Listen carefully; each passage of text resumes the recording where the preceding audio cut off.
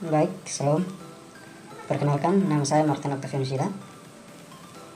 Saya mahasiswa dari Pasca Sarjana IAKN Kupang, kelas A. Di sini saya bersama teman saya, Erni Kili, akan mempresentasikan artikel dengan judul Pendidikan Agama Kristen bagi remaja di era globalisasi berdasarkan Amsal pasal 22 ayat 6. Globalisasi dan dampaknya terhadap kehidupan masyarakat selalu menjadi topik pembahasan yang sangat menarik untuk dibahas. Fase globalisasi dimulai pada tahun 1960-an. Banyak peristiwa mempengaruhi proses globalisasi seperti kemajuan transportasi laut, darat, dan udara. Perkembangan telekomunikasi yang begitu masif dan canggih diikuti dengan perkembangan teknologi informasi termasuk internet yang terus meluas hingga menjangkau seluruh dunia. Globalisasi tidak hanya berdampak baik tetapi juga berdampak negatif terutama pada remaja atau kaum muda, misalnya seks bebas sebelum menikah, pornografi, LGBT, rokok, alkohol, narkoba, dan lain-lain.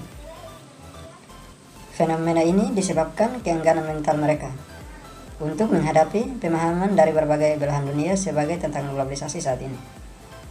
Menurut Pelang, ketika seseorang gagal di masa remajanya, maka ia berpotensi gagal dalam perjalanan menuju masa depannya.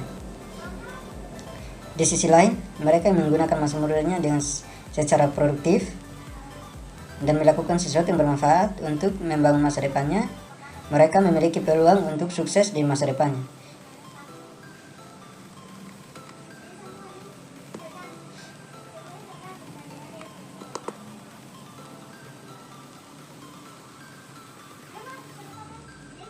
Masa remaja merupakan fase peralihan dalam kehidupan seseorang dari masa kanak-kanak menuju masa dewasa. Menurut Harlock, masa pubertas dimulai antara usia 12 tahun sampai 18 tahun. Remaja pada usia ini banyak mengalami perubahan dan perkembangan pada dirinya secara fisik maupun psikis secara individu maupun dalam kehidupan sosialnya. Menurut Wahyudi dan Sukmasar, perkembangan teknologi sangat mempengaruhi cara berpikir masyarakat, termasuk mengubah gaya hidup masyarakat, khususnya para remaja. Contohnya, dulu anak-anak pergi ke sekolah itu hanya mengandalkan buku dan pulpen atau pensil sebagai alat tulis. Tapi sekarang mereka lebih membutuhkan HP, laptop sebagai alat pencari informasi untuk mendukung proses pembelajaran mereka.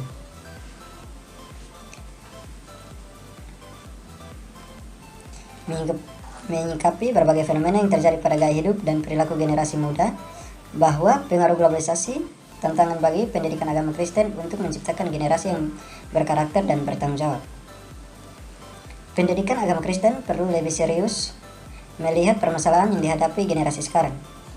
Pendidikan agama Kristen harus mampu mendidik generasi era globalisasi untuk hidup dan bertakwa kepada Tuhan, membangun cara berpikir yang positif sehingga generasi muda menjadi tangguh secara spiritual dan bertanggung jawab serta memiliki masa depan yang cerah.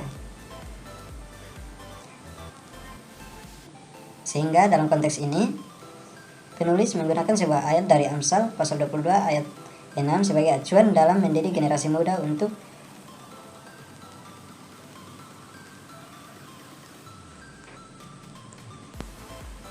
tentang tantangan era globalisasi. Baik, selanjutnya akan disampaikan oleh teman saya, Erni Kili. Waktu dan tempat saya persilahkan. Baik, saya akan melanjutkan dengan eksegesis Amsal pasal 22 ayat 6 yang dalam terjemahan baru LAI berbunyi, "Didiklah orang muda menurut jalan yang tepat baginya, maka pada masa tuanya pun ia tidak akan menyimpang daripada jalan itu." Kata mendidik dalam bahasa Ibrani berasal dari kata kerja kanok, yang secara tata bahasa adalah kata kerja akal berbentuk imperatif dari akar kata kanak, yang berarti memulai. Akar kata kal merupakan kata kerja aktif sederhana yang digunakan untuk menjelaskan suatu keadaan atau tindakan. Kalefuna menjelaskan bahwa akar kata kanak hanya digunakan satu kali. Oleh karena itu, untuk mendidik anak muda dengan cara yang sesuai dengan mereka begitu unik. Karena kata mendidik di sini lebih menekankan pada proses pengenalan perilaku tertentu. Dalam KJV, RSV, ESV, dan ASV, kata eduki diterjemahkan menjadi train up, sedangkan NJB menerjemahkan kata eduki dengan word training. Frasa kepada orang muda itu berasal dari kata lana'ar, yang secara gramatikal dalam bahasa Ibrani adalah partikel preposisi 1, artikel penentu H, dan akar kata benda na'ar berarti pemuda atau anak. Kata benda na'ar digunakan di sini menggambarkan kedewasaan tertentu yang kemudian LAI menerjemahkan sebagai orang muda dan bukan anak-anak. Sementara frase menurut jalan yang tepat baginya berasal dari terjemahan frasa dalam bahasa Ibrani alpidarko. Walaupun tidak ada kata Ibrani yang sesuai untuk diterjemahkan dalam kata patut, namun bagi Kalefuna cukup tepat jika TBLAI menerjemahkan alpi darko menurut jalan yang patut baginya disertai dengan pengertian kata baginya yang mestinya artinya bukan kepadanya tetapi menurutnya. Pemahamannya adalah orang muda dididik menurut jalan yang tepat yang patut menurut orang muda itu sendiri. Sesuai dengan pemaparan di atas, maka makna yang terkandung dalam Amsal pasal 22 ayat 6 bukanlah mendidik orang muda menurut jalan yang patut bagi orang lain, tetapi sesuai dengan yang patut bagi pandangan pemuda itu sendiri. Tetaplah mendidik anak sesuai dengan Alkitab sebagai landasan, sebagaimana teladan yang diberikan oleh Tuhan Yesus sebagai model kehidupan. Sekalipun mungkin hasil didikan mengkhianati proses didikan saat anak tumbuh besar. Pak, bagi remaja di era globalisasi. Menurut Pailang, arah pendidikan agama Kristen bagi anak muda Kristen ialah untuk membantu mereka agar tidak terbawa oleh arus dunia yang semakin cepat, tetapi untuk bertumbuh secara spiritual dalam Yesus Kristus. Agar generasi muda tidak terjerumus ke dalam keburukan zaman ini, anak muda perlu sikap yang positif dan jiwa yang kuat.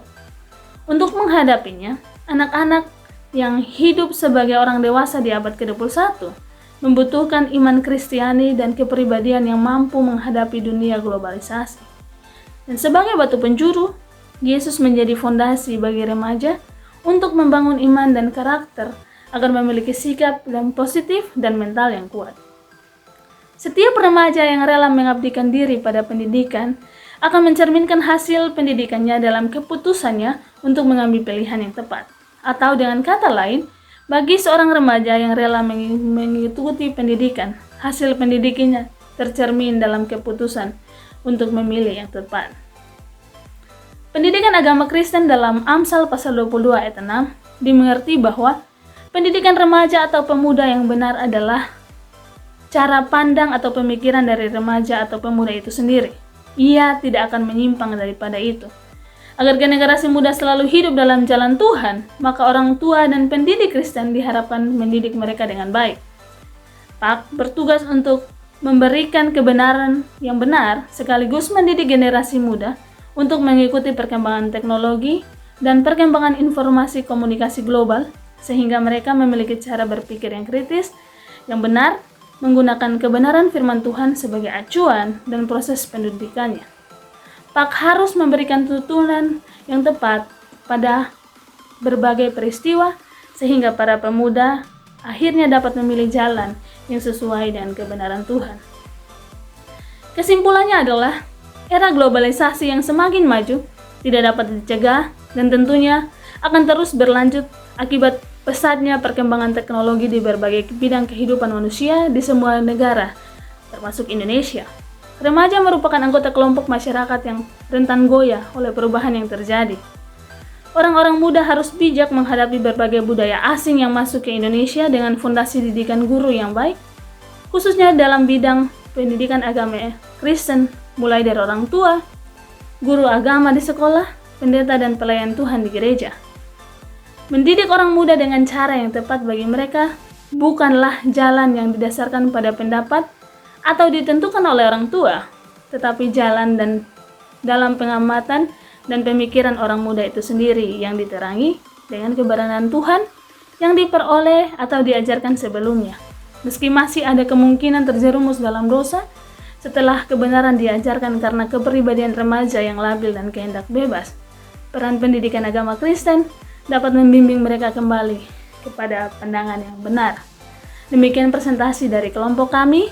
Semoga apa yang kami sampaikan bisa berguna dan bermanfaat untuk kita semua. Terima kasih dan Tuhan Yesus memberkati.